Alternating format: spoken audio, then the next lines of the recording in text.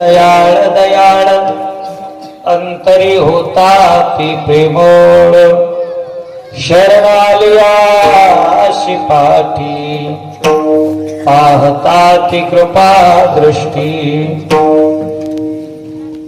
देवोनिया रसायना तारी ताती भवारणव जाता शरणालियाशी पाठी पाहता ती कृपा दृष्टी संतासी शरण जावे एका जनार्दनी त्यांसी गावे शरणालियासी पाठी पाहता ती कृपा दृष्टी नमो विठ्ठला राजया पांडुरंगा नमो रुक्मिणी माऊली ज्ञान गंगा नमो पुंडलिका नमो चंद्रभागा नमस्कार माझा रुक्मिणी पांडुरंगा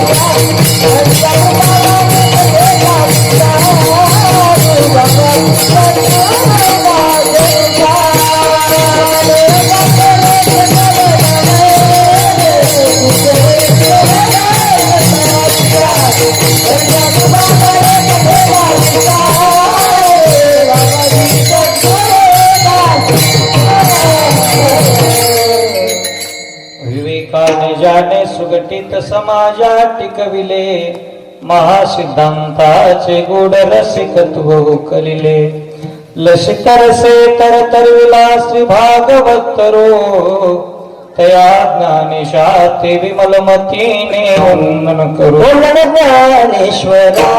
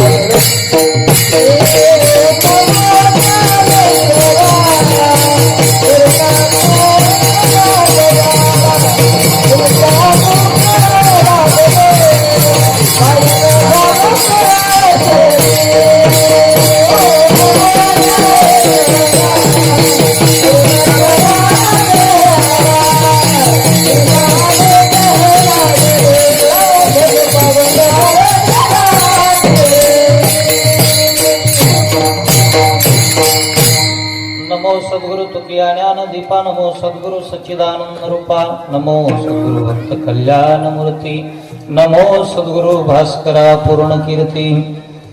संत दयाळ दयाळ अंतरी होता ती प्रेमळ, शरण आलियाशी पाठी पाहता ती कृपा दृष्टी. हरी मंगल भवन मंगल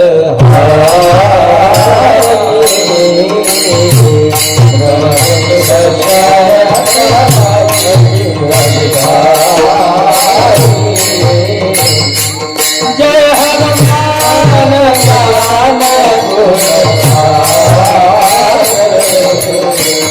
जय करुणी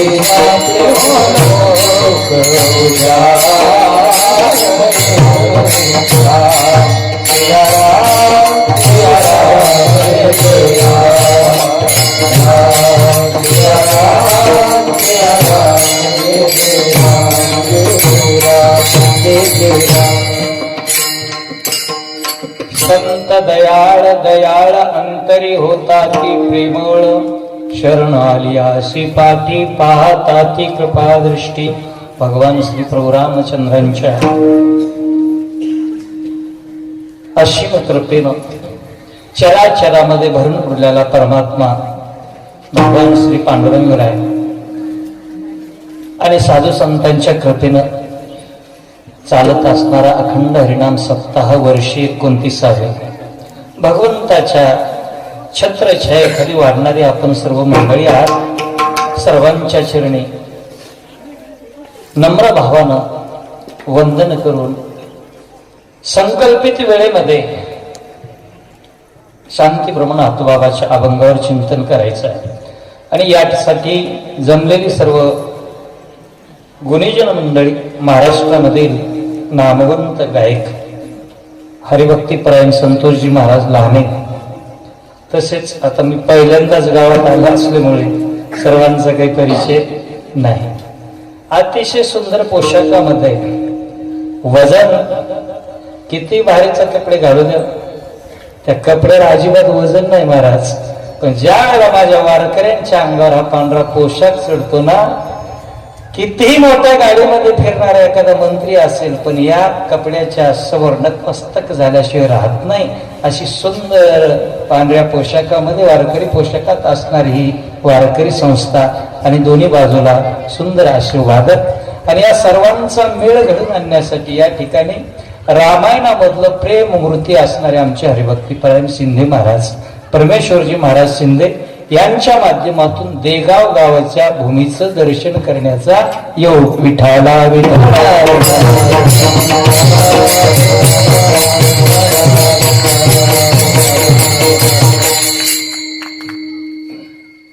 या कीर्तन रूपी सेवेकरता महाराजांच्या माध्यमामधून या ठिकाणी येण्याचा योग आला. माझ्या समेत आलेले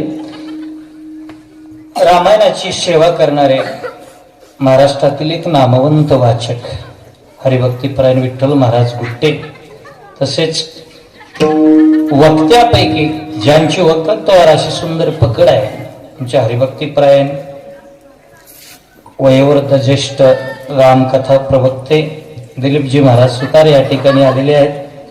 तसेच माझ्या समेत आपल्याच भागातलं रत्न, वय लहान पण कीर्ती महान असे श्रीहरी महाराज लावंडे या ठिकाणी आलेले आहेत. आणि परिचयातले आमचे राजारामजी महाराज पवार आहेत, इकडे बाबा आहेत ज्यांनी ध्रुवपद गायलं. सर्वांच्या चरणी आणि तुम्ही भगवान श्री शिवरूप असणाऱ्या श्रोत्यांच्या चरणी वंदन करून संत नाथराय अभंगामधून काय आपल्यासमोर विचार प्रतिपादित करता त्यावर विचार करू. विठाला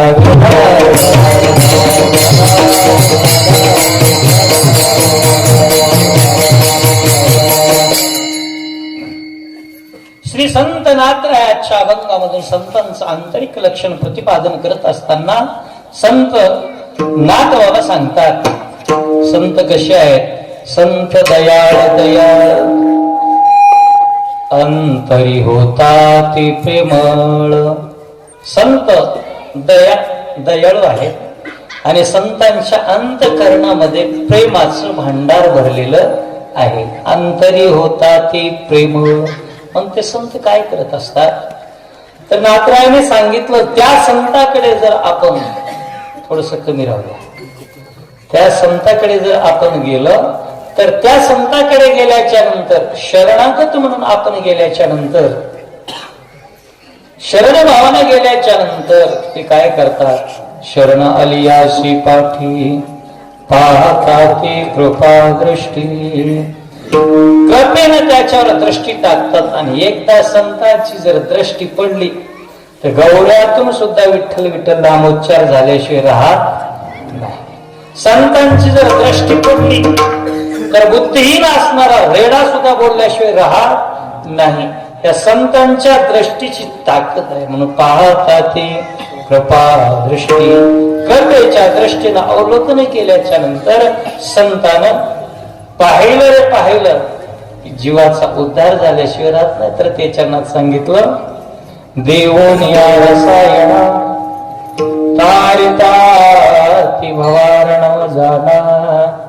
हे संत काय करत असतात, रामरूपी रस देतात. आणि तो दिल्याच्या नंतर त्या रसाची ताकदच अशी आहे महाराज, तो रस ज्याने सेवन केला भव नावाच्या समुद्रामधून तो पलीकडल्या बाजूला पार झाल्याशिवाय राहत नाही. तारिता ती भवारण जाना. मग असे जर संत असतील तर माझं वैयक्तिक मत नाथराय सांगतात काय, संताशी शरण जावे, त्या संताला तुम्ही शरण जा, एका जनार्दनी त्याशी गावे. त्या संतांचंच गुणगान तुम्ही वर्णन केलं पाहिजे.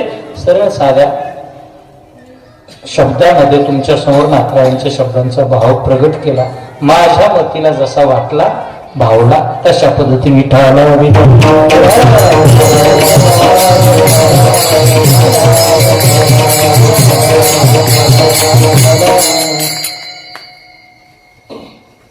संतांमध्ये श्रेष्ठ असणारे नाथराय.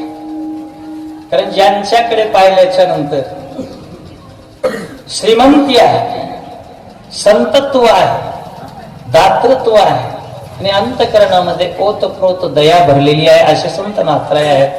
महासंत साधू प्रतिष्ठानवासी स्मरा एकनाथा पदी मुक्तिरासी. ज्या नाथरायाकडे पाहिल्याच्या नंतर वर्णन शास्त्रकाराने केलं, महासंत साधू प्रतिष्ठानवासी स्मरा एकनाथा पदी मुक्तिरासी. जयाचे ग्रही कृष्णजी कार्य करिता, नमस्कार माझा तया एकनाथा. त्या नाथरायांना नमस्कार करावा अशी ज्यांची पात्रता, जयाचे ग्रही कृष्णजी कार्य करता. पण काय कार्य करीत होते, कावडीने पाणी जा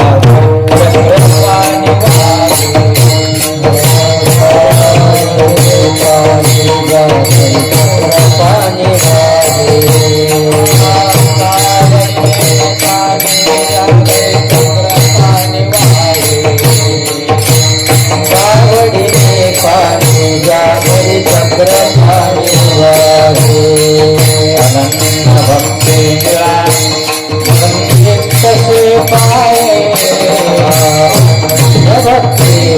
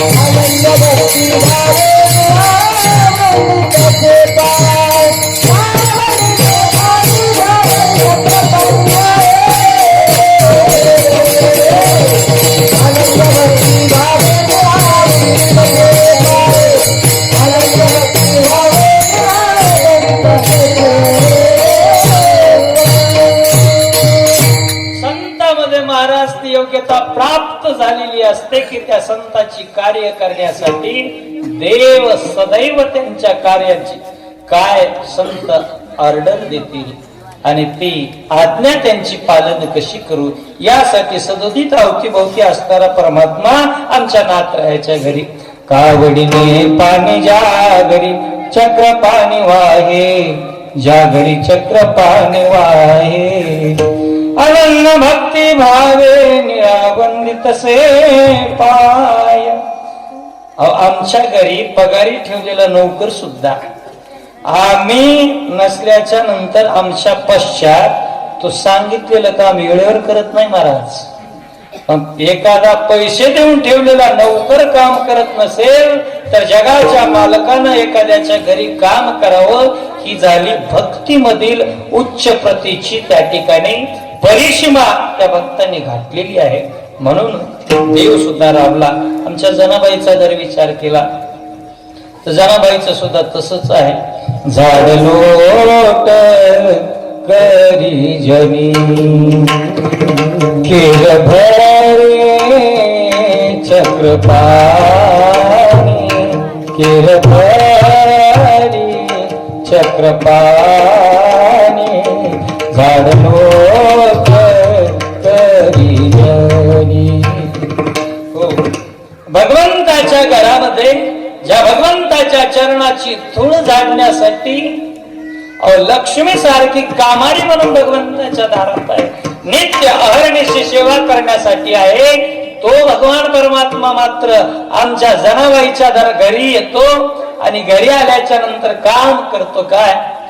झाड लोट करी जनी केर भरी चक्र पाणी, पाटी घेओ नियाशिरी नेवनिया टाकी दुरी. हे काम परमात्मा करतात. याचा अर्थ का काम करीत असतील हो. ऐसा भक्तीसी भूलला नीच कामे करू लागला. असा त्या ठिकाणी भगवान परमात्मा फक्त आणि फक्त भक्तीलाच त्या ठिकाणी बोलून जातो. आणि असा बोललेला भगवान परमात्मा मग काय काय काम करत नाही, सर्वच काम करतो. पाणी भरणं काही काम म्हणजे महाराजचं आहे का? अजिबात नाही. एखाद्याला माझ्या घरी पाणी भरायला लागेल असं म्हणणं हे उपेक्षात्मक आहे. पण असं असताना सुद्धा जगाच्या मालकाने ज्या नाथांच्या घरी काम करावं अशी त्यांची भक्ती होती. काय होती भक्ती, किती निष्ठा होती नाथांची. छोटे छोटे मुलं समोर बसलेली आहे. मुलांना तुमच्याच वयाचे नाथबाबा होते आणि नाथबाबाच्या घरी काही पिढ्यापासून सूर्यनारायणाची भक्ती होती. आता येता येता आम्ही नारायण चिंचोलीला सूर्यनारायणाचं दर्शन घेऊन आलो. परमेश्वर बाबा येत असताना ती भव्य दिव्य असणारी ती मूर्ती पाहिली. काय आनंद त्या ठिकाणी वाटला, खूप आनंद त्या ठिकाणी घेतला दर्शनाचा. त्या भगवान सूर्यनारायणाची मूर्ती पैठणमध्ये घरात आणि त्या सूर्यनारायणाची आराधना भानुदासरायांच्या काळापासून कालखंडापासून आहे त्यांच्या घरामध्ये. आणि भानुदास चक्रपाणी सूर्यनारायण आणि त्यांच्याच कुळात भानुदासाच्या कुळी महाविष्णूचा अवतार, महाविष्णूचा अवतार. क्षेत्र प्रतिष्ठा नांदे गोदावरी तीर. या गोदावरीच्या काठावर नाथराय त्या ठिकाणी आले, जन्माला आले. आणि 10 वर्षाचे असताना कमी वयामध्येच देवगडावर अर्थात देवगिरी किल्ल्यावर नाथराय गेले एका महात्म्याच्या संगतीमध्ये. आणि तिथे गेल्याच्या नंतर जनार्दन स्वामींनी पहिला प्रश्न केला, बाळा तू आलास ना, घरून आलास, अरे तुझी आई रागावली तुझ्यावर, तुझे वडील रागावले का? तुझ्या आरती घरून आलास ती आरती नक्कीच तुला कुणीतरी रागावलं असेल, कुणी वाईट बोललं असेल. नाथाने सांगितलं, महाराज मला कुणीच त्या ठिकाणी वाईट बोललं नाही. मला त्या ठिकाणी माझे एकच ध्यास आहे, गुरूंची सेवा करावी. आणि गुरुची सेवा केल्याच्या नंतर मला खूप मोठं होत येतं. का? गुरु तेथे ज्ञान, ज्ञानी आत्मदर्शन अति जैसे. गुरूंच्या चरणाजवळ ज्ञान आहे आणि ते ज्ञान मला प्राप्त करायचंय. तुला कोणी सांगितलं रे गुरुजवळ ज्ञान असतं? काय सांगायची गरज आहे, गुरुजवळ ज्ञान असतच ना. आणि गुरुचा महिमा तर अवर्णनीय असतो महाराज. किती गुरुचा महिमा श्रेष्ठ आहे. सब धरती कागज करू लेखन करो मेरा, सात समंदर की मसी करो गुरु गुण लिखान जाय कबीरा, गुरु गुण लिखान जाय. अशा गुरुच्या सानिध्यामध्ये देवाची प्राप्ती होते, ज्ञानाची प्राप्ती होते. आलोय, आलास ना, राह माझ्या किल्ल्यावर. आणि राहत असताना माझं एक छोट काम करशील. काय काम करशील? माझं तुझ्याकडे एक काम आहे, दररोजचा जमा खर्च नोंद करण्याचं काम तू करायचं. नाथरायाकडे ते काम दिलं आणि छोट्याशा नाथरायाने तुमच्याच वयाच्या मुलांना ते काम स्वीकारलं. आणि स्वीकारल्याच्या नंतर काही दिवसानं गुरुंना परीक्षा घ्यायची असते. परीक्षेत उतरतो का पाहायचं असतं. द्रोणाचार्यांनी परीक्षा घेतली, सर्व कौरवाची घेतली, पांडवाची घेतली. विचारलं, अरे काय दिसतंय? कोणी म्हणायचा डोंगर दिसतो, कोणी म्हणायचं अख्खं झाडच दिसतंय. परीक्षेत एकही उत्तीर्ण झाला नाही. अर्जुनाचा ज्या वेळेला नंबर आला त्यावेळेस अर्जुनाने सांगितलं, गुरुवर काही नाही, बस तो पोपट आणि पोपटाचा डोळा म्हणजे डोळाच दिसतोय, सोड बाण. आणि बाण सोडला आणि डोळा सोडवला. तशी अचूकता गुरुवर श्रद्धा असावी लागते. आणि त्या श्रद्धेनं नाथराय त्या ठिकाणी राहत असताना नाथांकडे दिलेलं काम जमा खर्चाचं. एक दिवस गुरुनं परीक्षा घ्यायची विचार केला आणि परीक्षेत सांगितलं, आज मी तुझा जमा खर्च पाहणार आहे नाथा. आणि जमा खर्च पाहण्याचं काम गुरु करणार आहेत म्हटल्याच्या नंतर नाथांनी वह्या घेतल्या आणि ताळेबंदी करायला सुरुवात केली. झालं काय? एक अपयशाचा हिशोब जुळत नव्हता महाराज. इथं कोट्यावधी गडप लोक करायला लागले, पण त्याचा कोणी विचार करत नाही. पण इथं आपल्या हिशोबामध्ये एका पैसा ज्यावेळेला घोळ येत होता त्यावेळेसला नाथांनी विचार केला, नाही नाही, गुरुच्या समोर या एका पैशाचा पैसा मी हिसाब देईल तेव्हा झोपेल. पहाटेचे 3 वाजले आणि 3 वाजता तो एका पैशाचा हिशोब नाथांना कळाला आणि मोठ्यानं आनंदात टाळी वाजवली. टाळीचा आवाज ऐकून जनार्दन स्वामी आले. अरे काय नाथा, कशाचा एवढा आनंद तुला? त्यावेळेस नाथरायांनी सांगितलं, गुरुवर्य, रात्रीपासून परेशान होतो, एका पैशाचा घोळ निघत नव्हता, तो निघालाय माझ्याकडून आता. त्यावेळेस त्याच वेळेला गुरुने सांगितलं, अरे एकनाथा, जेवढा एकाग्र होऊन या प्रपंचाचा हिशोब ठेवण्याचा प्रयत्न करतोस तेवढा जर एकाग्र त्या परमेश्वरासाठी झालास ना, भगवंतासाठी झालास ना, निश्चितच तुझ्या जीवनाचं कल्याण झाल्याशिवाय राहत नाही. आणि तोच उपदेश नाथाने धरला मनाच्या ठिकाणी. आणि त्या उपदेशामुळे माझ्या नाथरायाने भागवत लिहिलं, रुक्मिणी स्वयंवर लिहिलं, सर्व काही काम केले आणि सगळ्यांच्या आवडीचा असणारा रामायण ग्रंथ सुद्धा लिहिला. विठ्ठला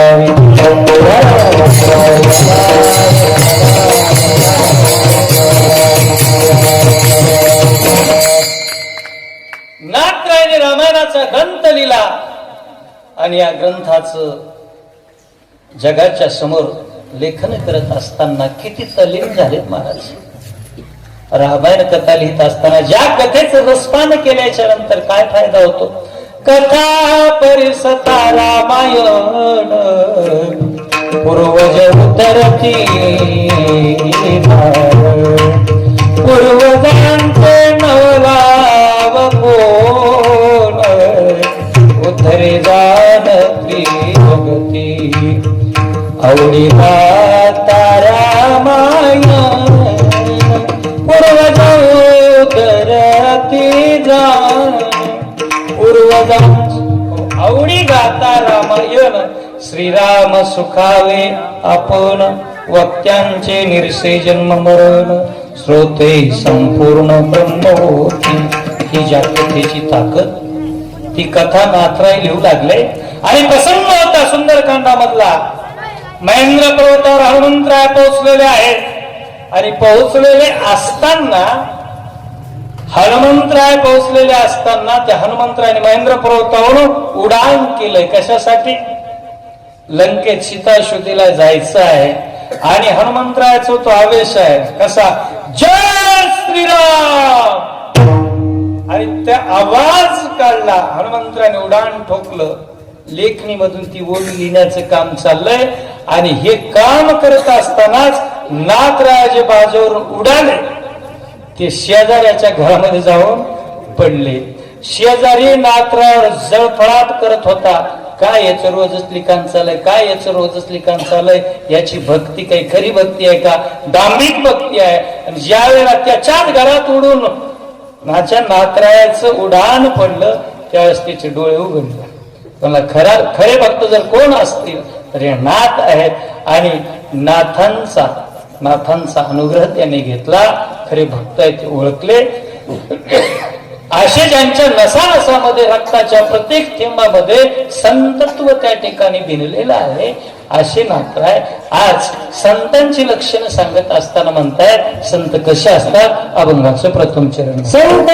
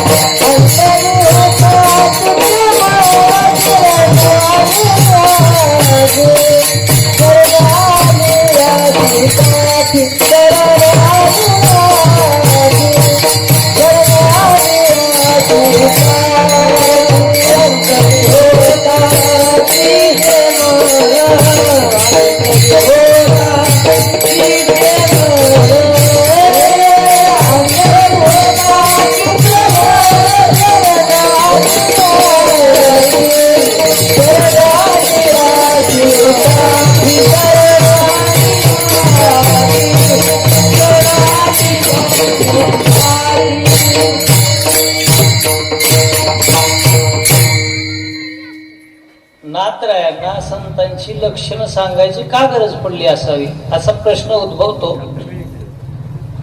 कारण जगामध्ये संत कोण असतात बघा, हाडा माणसाची माणसंच संत असतात. कारण माणसानं मनाच्या ठिकाणी जर ठरवलं की आपल्याला देव बनायचंय, देव सुद्धा माणूस बनू शकतो. माणसानं जर ठरवलं आपल्याला त्या नरदेहामध्ये आल्याच्या नंतर भले आपल्याला देव बनता येणार नाही पण संत तरी बनायचंय. याच देहानं ठरवल्याच्या नंतर संत सुद्धा माणसाला बनता येते. अहो जाऊ द्या, देव आणि संत कोस दूर आहेत. चला, माणसानं जर ठरवलं ना, अरे जन्माला आलेलं आहे, जन्माचं सार्थक करून घेऊन मला माणूस म्हणून जन्माला आलोय, हैवान म्हणून मरायचं नाही. तर माणूस म्हणून जन्माला माणूस बनायचं हे जर ठरवलं तर माणसाला माणसासारखं वागता येतं आणि माणूस बनता येतं. पण माणसानं माणसाच्या जन्माला येऊन नरदेहामध्ये येऊन सुद्धा माणूस काही माणसं बनले नाहीत. आणि म्हणून या माणसांना आंतरिक लक्षण, त्यांच्या आंतरिक लक्षणावरून संतत्व हे ठरत असतं. नाहीतर बाहेरून सर्वच संत वाटतात. काय वारकरी ड्रेस घातला, मुक्का लावला, गळ्यामध्ये माळा घातली, झाला संत? नाही. हे बाह्य लक्षण आहे, यानं संत होतो. हे संतांचं बाह्य लक्षण आहे. पण माळा घातली तर माळेनं काही होत नाही. माला जपत काष्ट की बीच में डाले सो, माला बेचारी क्या करे, जपने वाला कपूत कबीरा, जपने वाला कपूत. एखाद्यानं माळ घातली, माळ आहेच कशाची, लाकडाची माळ, वरूनला माळ घातली आणि अंतरंगामधला जर गढूळपणा, अंतरंगामध्ये असणारे विषय, अंतरंगामध्ये असणारे जर बाहेर गेले नाहीत तर वरची माळा काही करू शकत नाही. नाहीतर माळा तर आमच्या कालनी घातलीच होती. महाराज माळा घातली होती, भगवा त्या ठिकाणी कपडे परिधान केले होते, पण कपड्यावरून कुणाचं संतत्व ठरत नाही. येते नाही वेश सरत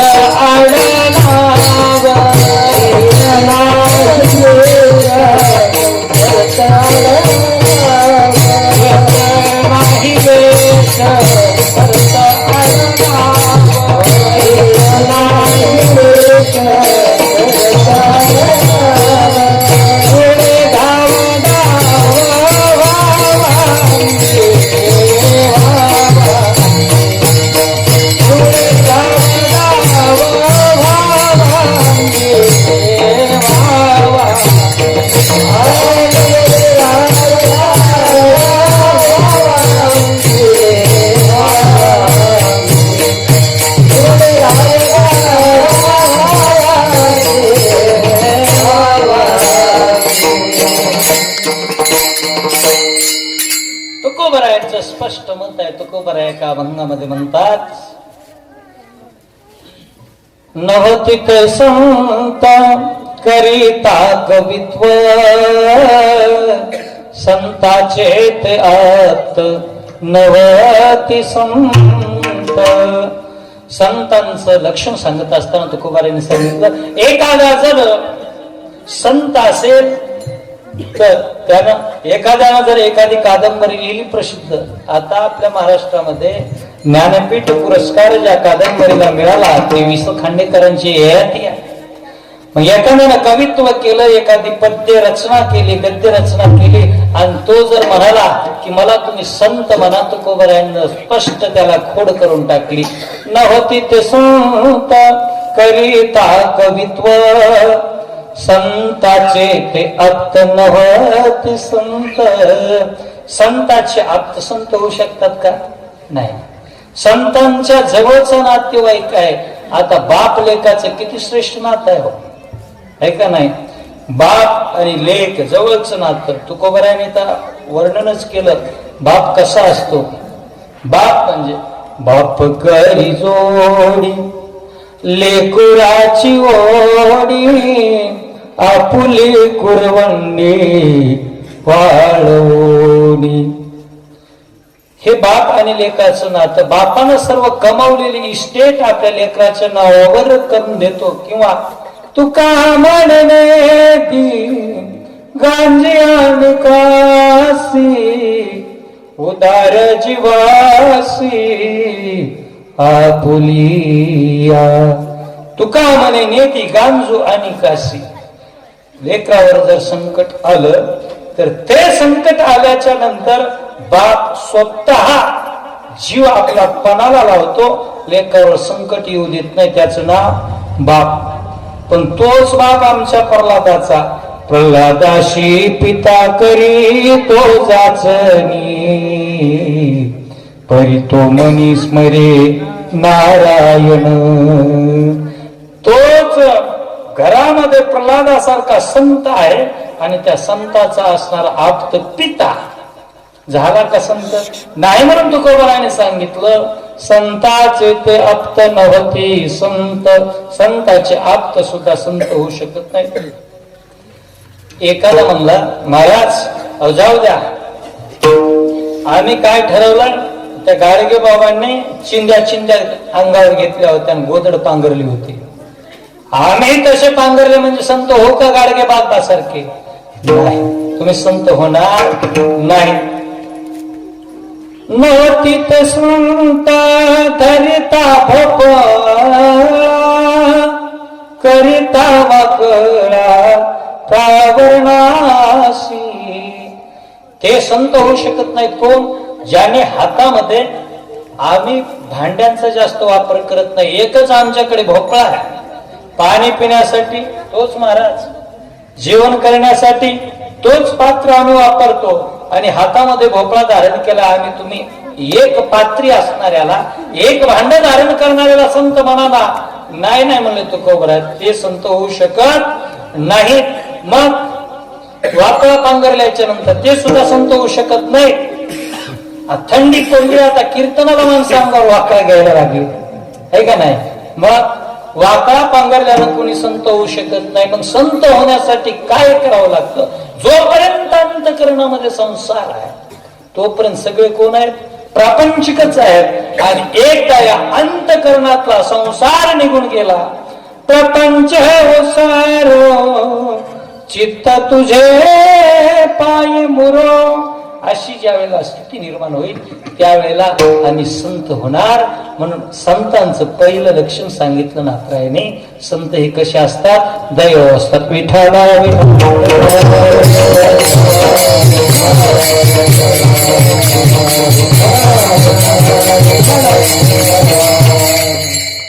संत दयाळू आहे. तर संतांच्या अंतःकरणात किती दया असते? संतांच्या अंतःकरणातली दया इतकी भारी असते महाराज. तुकोबारायला एका शेतकऱ्याने मोळी दिली उसाची, जा म्हणे घेऊन.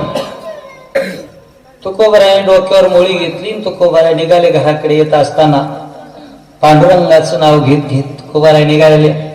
विठ्ठला माय बापा पांडुरंगा माय बापा. माझ्या पांडुरंगाचं नाम मुखातून चाललेलं आहे, आणि मुखात नाम घेत घेत मार्गक्रमणा करतायत. वाटेत एक मुलगा आला. हो ओ महाराज द्या ना एक ऊस. तुकोबारायाने डोळे आरधोर मुलीत असणारी स्थिती, डोक्यावरचा एक ओळीतला ऊस काढायचा, देऊन टाकायचा. दुसरा आला, द्या ना ऊस, त्यालाही देऊन टाकायचा. असं करता करता अशी जी उचलत नव्हती दोन माणसाला मोळी, एवढी मोळी पण घरात येईपर्यंत एकच ऊस राहिला.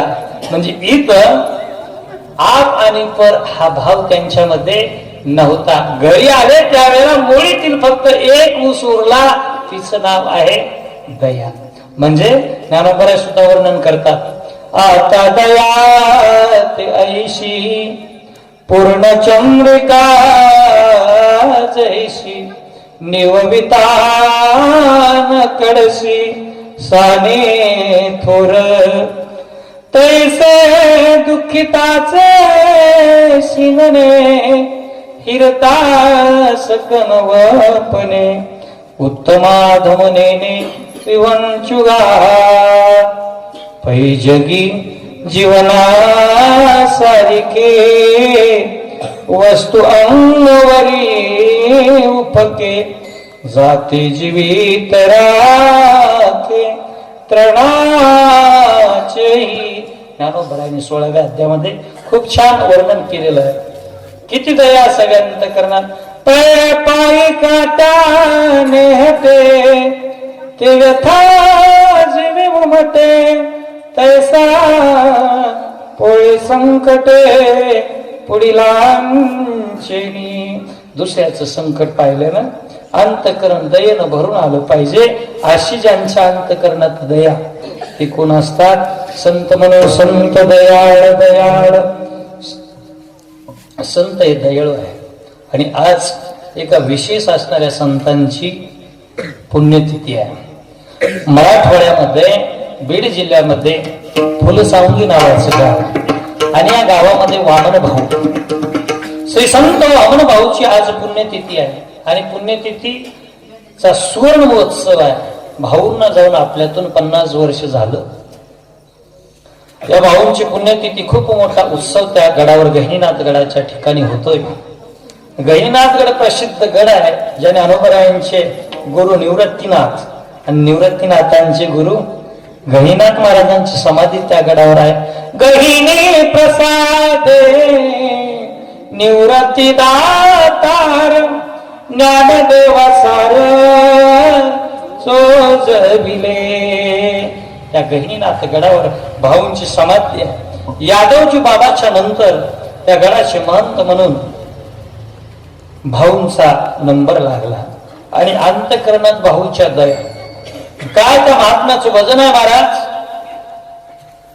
एखादा कीर्तनकार असेल, संत असेल, महाराज असेल, दर्शनासाठी स्त्रिया रांगा लावतात. पण या महाराष्ट्राच्या भूमीत एकच महात्मा असा होऊन गेला की कोणत्या स्त्रीनं दर्शन करण्याच्या निमित्तानं हयातीमध्ये भाऊच्या चरणाला स्पर्श केला नाही. स्त्रिया दुरूनच हात जोडायच्या. इतकं कडकडीत वैराग्य आणि ब्रह्मचार्य ज्या भाऊंचा आहे त्यांचा सुवर्ण महोत्सव गहिनीनाथ गडावर मोठ्या थाटामाटामध्ये होतोय. बर, ते हयात होते तोपर्यंत स्त्रीनं दर्शन घेण्यासाठी कुणी आले नाही, यात नवल नाही. पण ते गेल्याच्या नंतर आज 50 वर्ष झाले भाऊंना जाऊ, पण ते गेल्याच्या नंतर सुद्धा समाधीच्या दर्शनाला स्त्री कोणती जात नाही. त्याला म्हणायचं वैराग्य. आणि हे ज्यांनी जीवनामध्ये पाळलेलं होतं, हे जीवनात पाळलेलं असल्यामुळे त्यांचा शब्द ना शब्द खरा होत होता. असे संत या जगामध्ये होऊन गेले. बरं, भाऊचा करारी बाणा होता. एकीकडे सूर्यासारखे तेजस्वी वामन भाऊ आणि दुसऱ्या बाजूला चंद्रासारखी शीतलता ज्यांच्या चेहऱ्यावर ओसंडून वाहत होती ते भगवान बाबा. एकदा काय झालं, बाबा भाऊ आपल्या टांग्यामध्ये बसून प्रवास करत असताना सोबत वारकरी आहेत आणि भाऊ चाललेले आहेत. जात असताना दुपारची वेळ एक शेतकरी आपल्या शेतामध्ये वखरणीचं काम चाललेलं आहे. भर उन्हामध्ये वखरणीचं काम करत असताना अचानक ज्या रस्त्यानं चालले तिथंच एक बैल खाली मटकन बसला. भाऊ दुरून हे प्रसंग पाहतायत.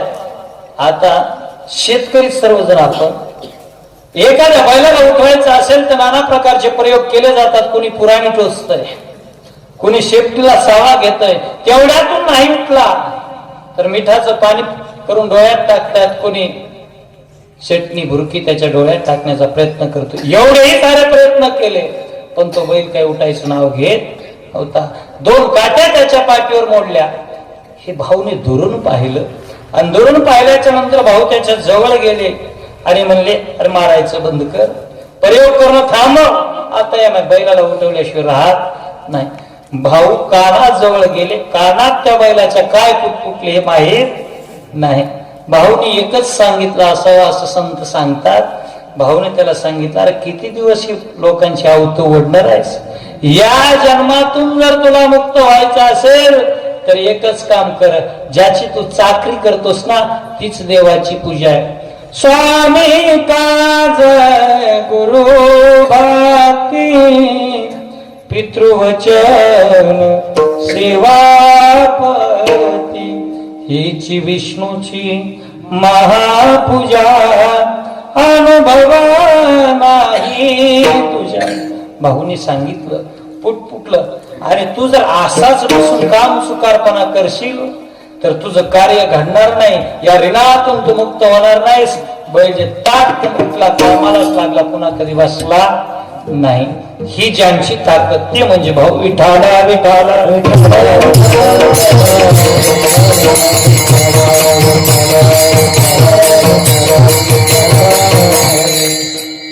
ज्यांच्या नजरेकडे पाहण्याची हिंमत कुणाची होत नाही ते वामन भाऊ. गडावर एक दिवस रातच्या वेळेला झोपलेले आहे. दिवस पावसाळ्याचे आहे.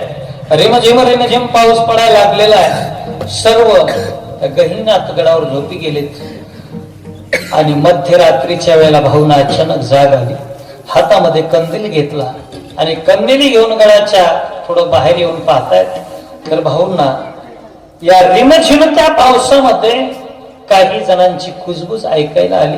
भाऊनी कानोसा घेतला आणि त्या दिशेने गेल्याच्या नंतर भाऊंच्या लक्षात आलं इथं कोणीतरी दडून बसलेला आहे. आणि दडून बसले पाहिल्याच्या नंतर भाऊने विचार केला, नक्कीच या ते रातच्या वेळेला आलेत नाही निशाचर चोरटे आहेत. या चोरांना पकडलं पाहिजे.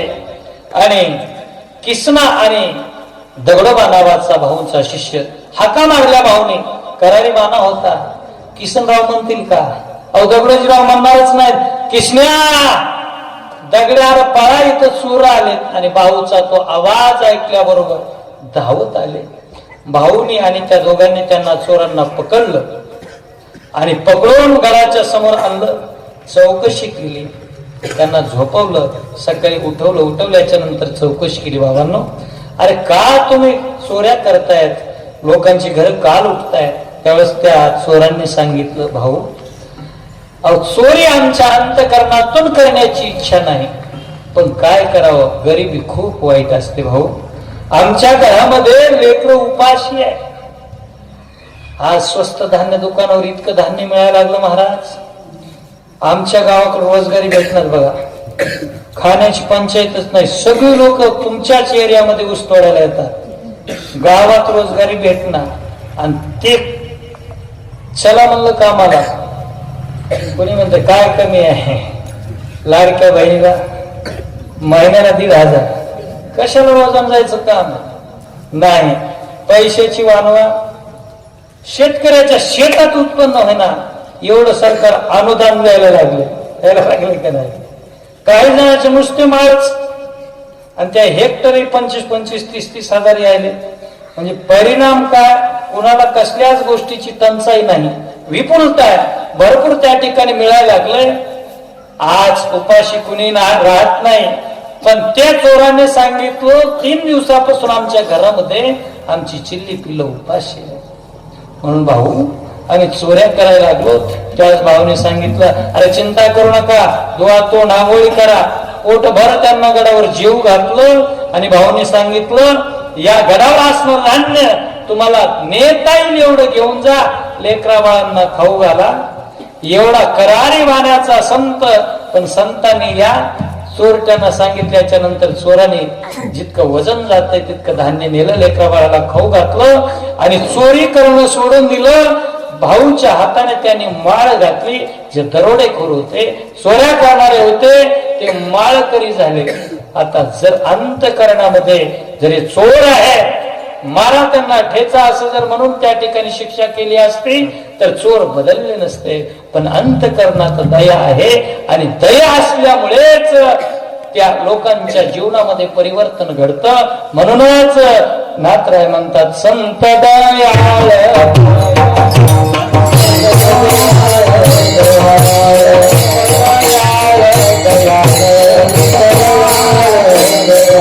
अंतरी होता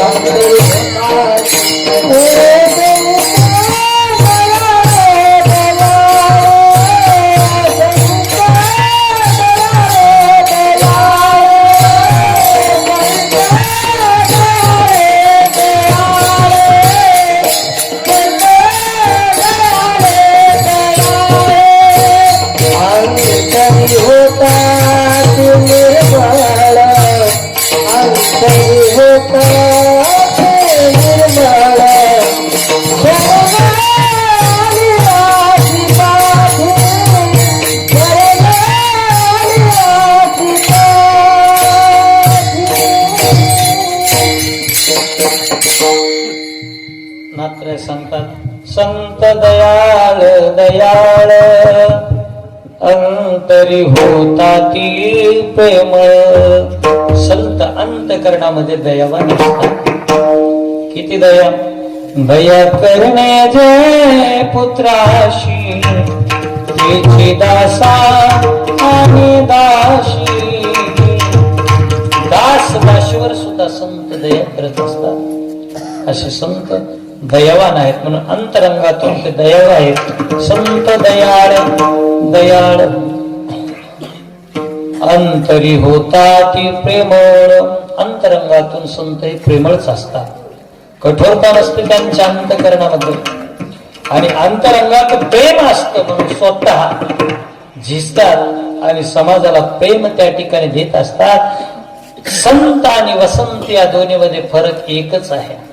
वसंत ज्या वेळेला येतो त्यावेळेला प्रकृतीमध्ये बदल निश्चित झाल्याशिवाय राहत नाहीत. वसंताचे निर्गमने झाडाचे साजेपणे जाण तिथे विकरणे सांगते ज्ञान. हे वसंत आल्याच्या नंतर वसंताचं लक्षण आहे. नाथबाबा सुद्धा म्हणतात मधु मास अतिविख्यात. मधुमास म्हणजे आमचा वसंत ऋतू. त्या वसंत ऋतू मधला चैत्र मास, त्याच्यामध्ये भगवान प्रभू रामचंद्राचं आगमन झालं ना, म्हणून त्या वसंताला फार मोठं महत्व आहे. तो वसंत ऋतू आल्याच्या नंतर प्रगतीमध्ये सुधारणा, आणि संत ज्या वेळेला येतात ना त्यावेळेला संस्कृतीमध्ये सुधारणा झाल्याशिवाय राहत नाही. प्रेमानं ते जग जिंकतात आणि जगामध्ये बदल घडून आणतात. म्हणून अंतरी होता ती प्रेम.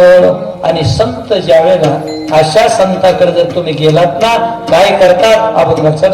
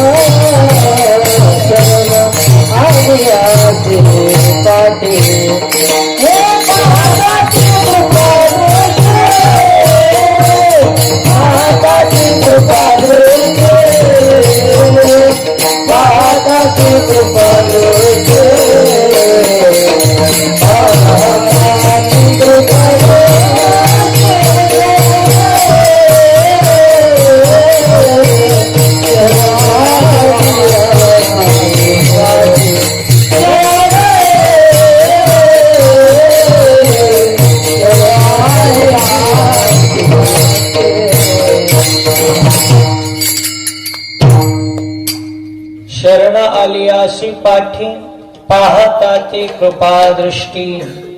संत हे दयाळू असल्यामुळे त्यांच्याकडे कुणी शरण गेल्याच्या नंतर शरण संताकडे एकदा केलं की त्याला आधार देत असतात. कारण देवाचं आणि संताचं कार्य महाराज सारखंच आहे. देव सुद्धा काय करतात, देवाला कोणी शरण गेलं ना, शरण गेल्याच्या नंतर भगवंताचं एक काम आहे. काय काम आहे, तुम्ही भगवंताला शरण जा, सगळ्या संकटामधून मुक्त केल्याशिवाय राहत नाही. कोणत्या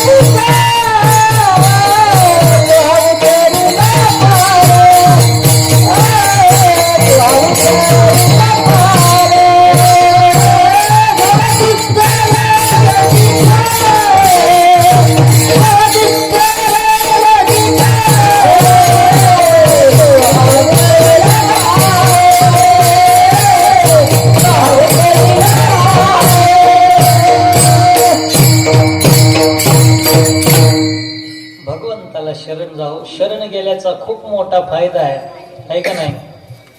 शरण गेलं भगवंताला की काय काय होत, आल्यानो संसार उठा वेग करा शरण जाऊ दारा पांडुरंग. त्या भगवंताला शरण जा. शरण गेल्याच्या नंतर तो काय करतो? तो भगवान परमात्मा त्याला शरण गेलं ना, 184ची जी बेडी आहे आपल्या पाठीमागे लागलेली तिच्यातून सुटका करतो.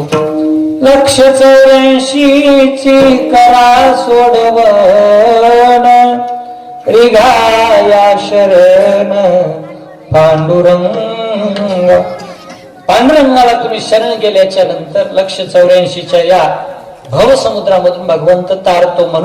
म्हणून या शरण जावे सर्व भावे तयाशी. त्या भगवंताला तुम्ही शरण जा. या संकटामधून भगवान बाजूलाच काढतो. सोडविल माझा स्वामी निश्चयसी प्रतिज्ञा दासी केली आम्ही दासाने प्रतिज्ञा केलेली आहे की या भवसागरामधून आम्हाला तो सोडवतो. हे जसं भगवंताचं काम आहे. भगवंत काय करतात? कसलंही संकट येऊ द्या, त्या संकटामध्ये भगवंत आपल्या भक्ताला पाठीमागे घालतात. पायी को पाठीशी घातला आपण पुढा राहिला पांचजन्म आस्पुरीला अवलिया. भगवान परमात्म्यांनी काय केलं? अर्जुनावर ज्यावेळेस संकट आलं, पायी म्हणजे शरणागत, तो शरणागत ज्या वेळेला भगवंताकडे अर्जुन आला ना, त्यावेळेला भगवंताने पायी को पाठीशी घातला. आणि पाठीशी घालून कोणतं संकट येऊ दिलं नाही. भिका नवलत या प्रभूचे जे अद्भुत प्रेम भक्ताचे सारथ्यपण पार्थाचे करी तू असे. ज्यांची जीवनरूपी रथाची वाकदोर भगवंताच्या हातामध्ये असेल आणि तो परमात्मा जर पुढे असेल तर मला वाटत नाही की तो रथ वेड्या वाकड्या रस्त्यानं जाईल. नाही, निश्चितच तो चांगल्याच मार्गावर जाणार आहे. म्हणून आपल्या शरणगतांना देव पाठीमागे घालतात. हे देवाचं काम, संतांचं काही वेगळं नाही. शरणाली आशी पाठी पाहता ती कृपा दृष्टी.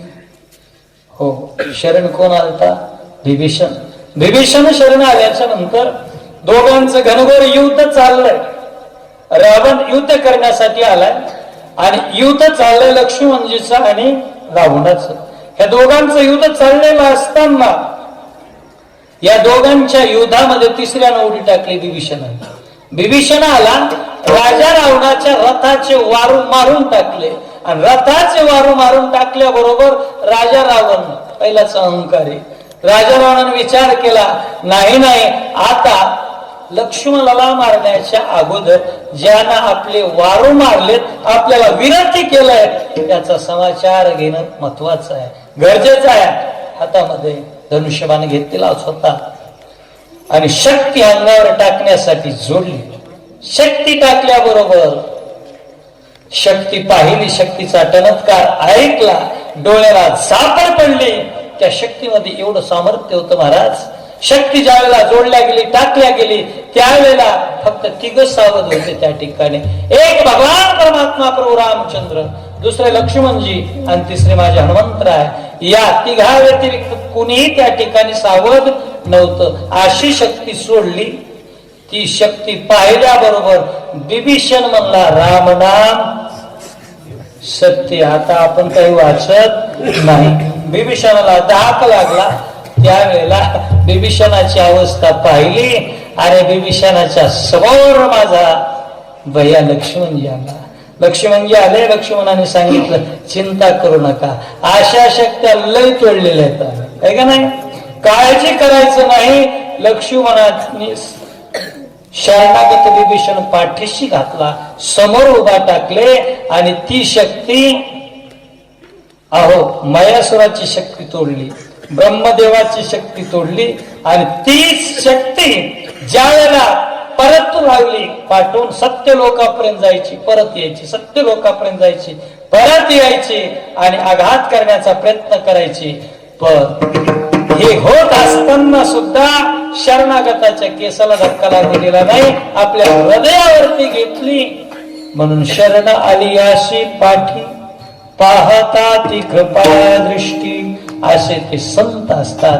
मग असे संत त्यांना शरण गेल्याच्या नंतर काय देतात आणि कशातून मुक्तता करतात? तिसऱ्या चरणात देव निहार सायन, देव निहार सायन,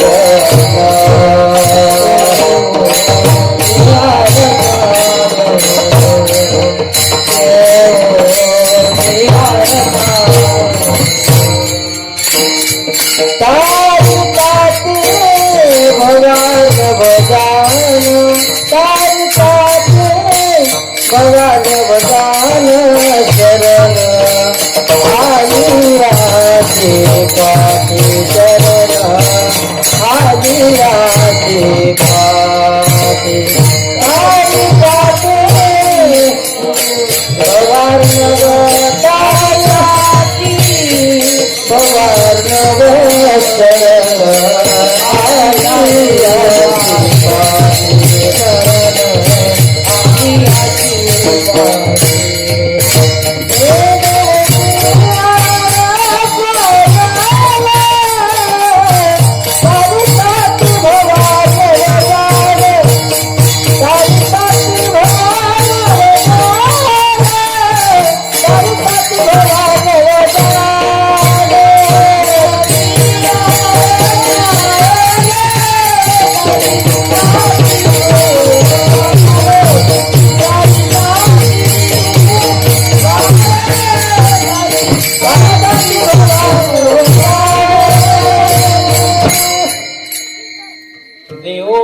रसायना, तारी ताती भवार्णव जाणा.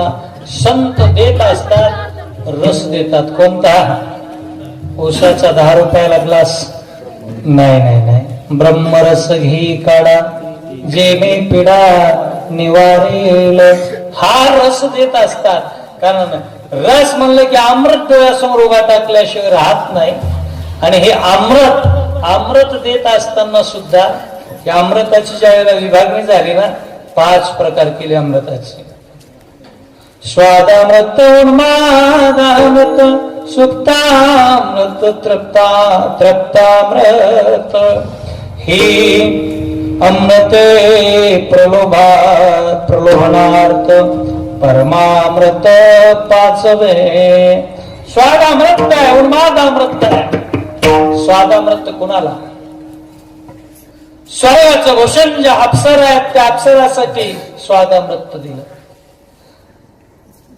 ते स्वादामृत घेतल्याच्या नंतर अप्सराचं सौंदर्य त्या ठिकाणी खुललं, शरीर त्या ठिकाणी टवटवीत दिसायला लागलंय. स्वादामृत अप्सरांशी, तृप्तामृत देवांशी. जे देव आहेत स्वर्गामध्ये वास्तव्य करणारे, या देवांना ते तृप्तामृत आहे. आणि तृप्तामृत ज्याने घेतलेला आहे, ते तृप्तामृत घेतल्याच्या नंतर भूक नाही, तहान लागत नाही.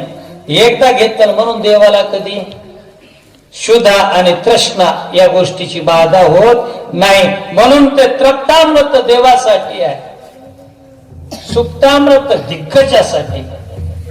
अष्टदिशांचं पालन करणारे जे दिग्गज आहेत, या हत्तींना, गज म्हणजे हत्ती, दिशांचं रक्षण करणारे दिक्पाल दिग्गज, यांनी ते घेतलेलं असल्यामुळे सारखं ते डुलत राहतात. कोण? दिग्गज. दिग्गजांना ते आहे. आणि उन्मादामृत त्या मंडपामधले सोडून बाहेरच्यासाठी. प्रत्यक्ष पाय हे बाविरा, जो सावध घे मदिरा, तो होनी टाके माझिरा जिया परी. इकडं ती येऊ शकत नाही, मंडप सोडून बाहेर. अमंडपच नाही, देवगाव सोडून पंढरपूर सारख्या तीर्थक्षेत्राच्या जवळ राहणारी गावं उन्मादामृताच्या कशाला वाटला जातच नाही. आणि मग तुमच्या आमच्यासाठी काय आहे का नाही? ज्ञानोबराय म्हणजे अरे आहे आपल्यासाठी सुद्धा अमृत आहे. नामामृत गोडी वैष्णवाला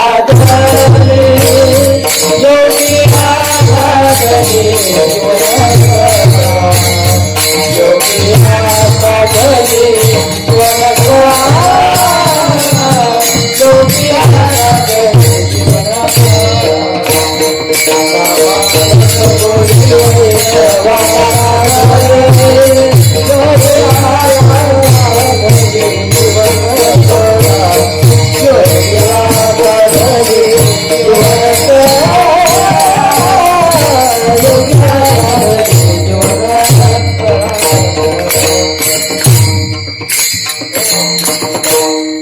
सगळे रस वाटून जरी टाकले असले तरी आमच्यासाठी सुद्धा रस ठेवलाय. तो रस आहे नामामृत गोडी वैष्णवा लाधली योगिया साधली जीवन कळा. तो रस आमच्या हनुमंतराला प्राप्त झाला. हनुमंतराने स्वतः कधी ठेवलाच नाही. सगळ्या वानरांना सांगितलं दगड उचलायचा मनाराम भू भू भुभुकार करायचा आणि दगड उचलायचा. युद्ध करायचंय भुभुकार करायचा आणि ते युद्ध सुद्धा करायचं आणि राम नावाच्या गजरामध्ये सगळी कामं करायची. आणि ही कार्य करत असताना सगळ्यांना वाटप केलं आणि सगळ्या वानरांना ते दिलं हनुमंतराने. राम रसायन तुमरे पासा सदा रहो रघुपति के दासा. राम सिया राम जय जय राम. राम सिया राम जय जय राम. हे राम रूपी रस दिला. श्रीराम जय जय राम. श्रीराम जय जय राम. हे रसायन वानरांना वाटप केलं. राम रसायन तुमरे पासा. आणि हे रस घेतला देवोन या रसायना तारी ताती भवार्णव जाना. भव समुद्रातून ही रस तारून नेल्याशिवाय राहत नाही. म्हणून संत हे दया आहेत. शरण आलं की पाठीमागे घालतात. असं नाथरायाने संतांचं वर्णन केलं. विठोबार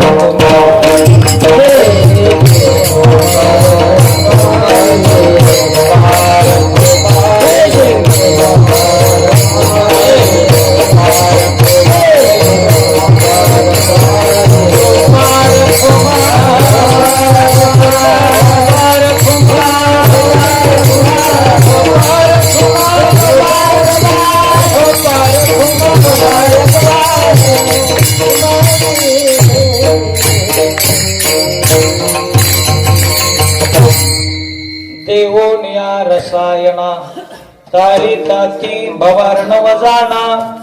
शरण आली अशी पाठी पाहता ती कृपा दृष्टी. असे संत असतात. ज्या राजांचा फोटो पाठीमागे लावला राज्याभिषेक सोहळ्याचं हे दर्शन आहे.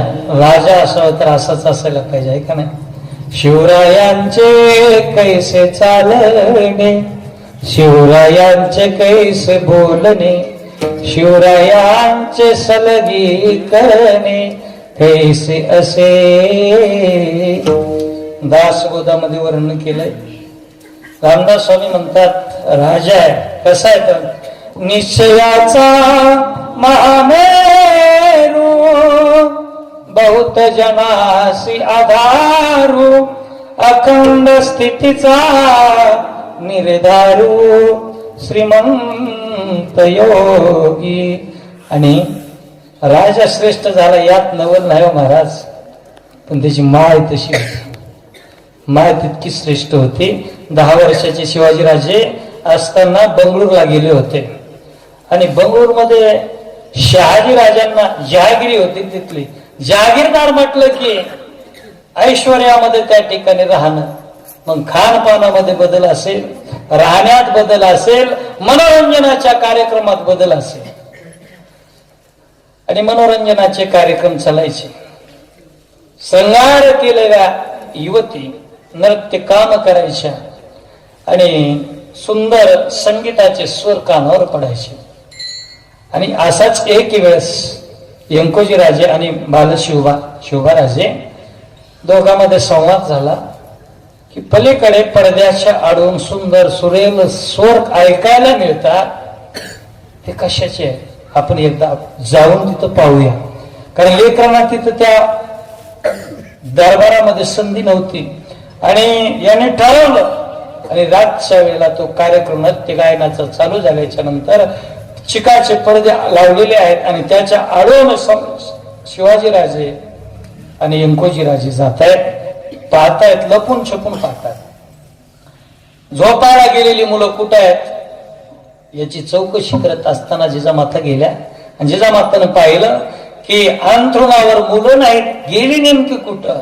चौकशी करत असताना लक्षात आलं की ही मुलं चोरून त्या ठिकाणी नृत्याचा कार्यक्रम पाहतायत. त्याच वेळेला जिजामातेने विचार केला, आज जर माझा हा शिवबा नाचणाऱ्यांचं नृत्य पाहत असेल तर हा शिवबा चांगला राजा होऊ शकणार नाही. माझं उराशी बाळगलेलं स्वप्न आहे. आता माझा राजा शिवबा परक्यांची चाकरी करणार नाही आणि जर असाच तो वागत राहिला तर बिघडायला वेळ लागणार नाही. बाल शिवबाचे कान पिरगळले, कानाच्या खाली एक धाड दिशा ठोका दिला आणि त्याच वेळेला सांगितलं आता बंगळूरमध्ये राहायचं नाही. आणि बंगळूर सोडलं कशासाठी? मुलगा घडवण्यासाठी. आणि हे कार्य मातेनं केलं आणि हे कार्य करत असताना किती त्या ठिकाणी संकटांना सामोरं जावं लागलं. स्वतःच कुंकू एका माळाला आणि लेकरू घडवण्यासाठी एका बाळाला जिजामाता राहिल्या, एका गडावर राहिल्या. दोघांचं त्या ठिकाणी चॅलेंज होतं एकमेकांना. शहाजीराजे आणि जिजामाता बोलत असताना ठरवलं होतं. शहाजीराजाने सांगितलं संभाजीला मी घडवतो आणि शिवाजीला तू घडव. ज्या संभाजीला घडवण्याची जबाबदारी शहाजीराजांनी घेतली. शहाजीराजांच्या हयातीत शिवरायांचे ज्येष्ठ बंधू असणारे संभाजीराजे युद्धामध्ये मारल्या गेले. घडवणं तर दूर, रक्षण सुद्धा करणं बाप्पाला जमलं नाही. पण ती माय श्रेष्ठ होती, ज्या माईनं या महाराष्ट्राची दौलत त्या ठिकाणी घडवली आणि जगाच्या समोर त्या ठिकाणी आदर्श ठेवला. असेच आमची आई असती सुंदर रूपवती, आम्ही सुंदर झालो असतो वदले छत्रपती. शिवरायांच्या दरबारीत युती मोहकती, सोन लाडकी सुभेदाराची भयकंपित होती. शब्द ऐकून चकित झाली, शब्द ऐकून चकित झाली हरणे समतीरती. आम्ही सुंदर झालो असतो वदले छत्रपती. जगामध्ये एक तर राम राज्य आणि दुसरं माझ्या शिवबाचं राज्य, ही दोनच राज्य श्रेष्ठ होऊन गेली. नाहीतर आले किती गेले किती इतिहासानं त्यांची मोजदार सुद्धा ठेवली नाही. म्हणून ज्यांच्या समोर नतमस्तक व्हावं, कीर्तनात सुद्धा ज्यांचे फोटो लागावेत आणि व्यासपीठावर ज्यांचं मोठं बॅनर लागावं. कारण कीर्तनच त्यांच्यामुळे झाली महाराज, ते नसते तर कीर्तन झाली नसते. अशा राजाला नतमस्तक, त्यांची गुण आपण सर्वांनी घ्यावी. ही लेकर कीर्तनामध्ये बसलेली आहेत. बाळांना एकच काम करा, जीवनात ज्ञानाशिवाय पर्याय नाही. किती श्रीमंत आहे, श्रीमंताला कोणी विचारत नाही, पण ज्ञानाची संपत्ती ज्याच्याकडे आहे, भले भले श्रीमंत सुद्धा तुमच्याशिवाय झुकल्याशिवाय राहत नाही. शिकण्याचं वय आहे, त्या शिकण्याच्या वयामध्ये भरपूर शिका, खूप मोठं व्हा. एवढं जर या कीर्तनामधून घेतलं ना, देगावचा सप्ताह, आमच्या शिवबांचं चरित्र आणि रामरायाचा आदर्शपणा त्या ठिकाणी तुम्ही घेतलात ना, जीवन कृतार्थ झाल्याशिवाय राहणार नाही. आणि ही रामकथा असेल, आयोजक आमचे परमेश्वरजी महाराज शिंदे, गावही सुंदर आहे. त्यांच्या नेतृत्वाखाली त्यांना साथ करणारी बरीचशी मंडळी असेल, माझ्या परिचित नाही, पण सर्वांना धन्यवाद. आणि प्रत्येक ठिकाणी प्रत्येक खांबावर एक गोष्ट लिहिण्यात आली, ती म्हणजे काय? माझ्या ज्ञानेश्वरी मधली ओवी आहे. नाहीतर आम्हाला मंडपामध्ये सूचना द्याव्या लागतात, शांत बसा, धिंगाणा करू नका, येथे धूम्रपान करण्यास सक्त मनाई आहे. अशा प्रकारच्या सूचना त्या ठिकाणी लिहिलेल्या असतात. पण इथं मात्र माझ्या ज्ञानेश्वरीतली वही आहे, ते हे माळ ज्ञानेश्वरी, ती माय आहे सर्वांची. आणि त्या ज्ञानेश्वरीतली ओवी या ठिकाणी लिहिली म्हणजे खऱ्या अर्थानं तो ज्ञान मंडप शोभून दिसतोय. अशाच प्रकारचं त्या ठिकाणी कार्य मला वाटतं हाच सप्ताह गावात होतोय. याच्या व्यतिरिक्त दुसरे सप्ताह होत असतील ना, एकच आहे वार्षिक सप्ताह. आणि या वार्षिक सप्ताहाचं वातावरण इतकं छान आहे. इतक्या थंडीमध्ये माता भगिनी आमचे तरुण बांधव असतील आणि मुलं सुद्धा या ठिकाणी उपस्थित आहेत. तुम्हाला धन्यवाद द्यावे तेवढे थोडे आहेत. शेवटी नाथरायांनी एकच सांगितलं, जे संत आहेत ना त्या संताला शरण जा आणि त्यांची कीर्ती तुमच्या मुखानं वर्णन करा. अभंगाचं शेवट, संतासी शरण जावे, संतासी शरण जावे, संतासी शरण जावे, संतासी शरण जावे, संतासी शरण जावे, संतासी शरण जावे,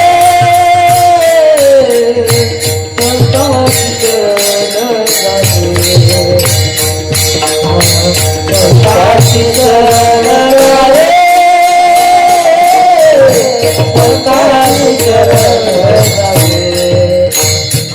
एका जनार्दनी त्याच गावे, एका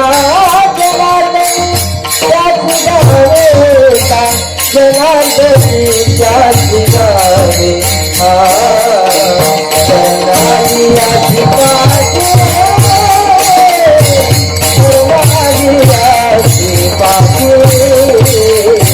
शरणागती पाठे, शरणागती पाठे, शरणागती पाठे,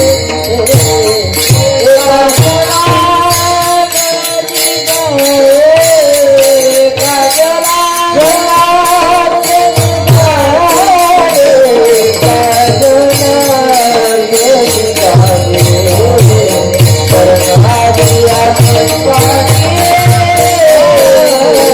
शरणागती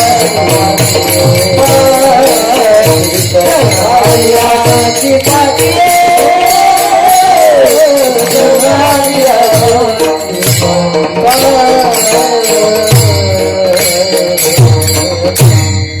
संताशी शरण जावे, एका जनार्दनी त्याशी गावे. संतांचं वर्णन केलं पाहिजे, कारण पुण्यवंत व्हावे. घेता सज्जनांची नावे, पुण्यवान व्हायचंय ना त्यांच्या नावाचं गुणगान करा.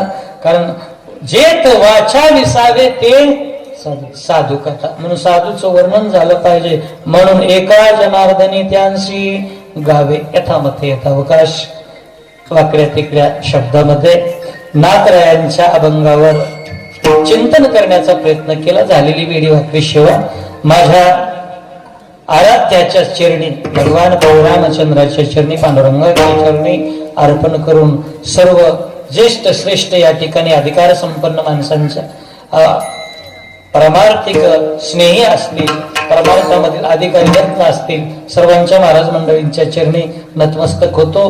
ही जी बाल साधक मंडळी आहे या साधकांच्या चरणी सुद्धा नतमस्तक होतो आणि वाणीला पूर्णविराम. ज्ञानेश्वर